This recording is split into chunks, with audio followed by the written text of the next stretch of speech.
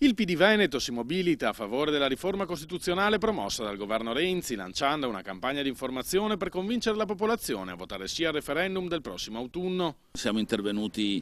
sulla legge elettorale, sulla riforma del Senato, c'è l'abolizione delle province, quindi è in atto una riforma complessiva dello Stato e il referendum ha questo significato, da parte dei cittadini un avvallo, un ok e un invito ad andare avanti nella riforma complessiva delle istituzioni. Secondo Alessandra Moretti, capogruppo democratico a Palazzo Ferrofini, la riforma della Costituzione garantirebbe maggiori spazi di trattativa sull'autonomia anche per il Veneto, contrariamente a quanto affermato dalla maggioranza in Regione. Votando sì al referendum di ottobre si otterrà anche maggiore autonomia per il Veneto, perché nel disegno costituzionale le regioni che lo potranno e lo vorranno richiedere potranno ottenere maggiori competenze dallo Stato. Inoltre il Senato, così come abolito, diventerà la Camera delle regioni e quindi le regioni avranno maggiore rappresentanza e quindi maggiore anche voce in capitolo a Roma.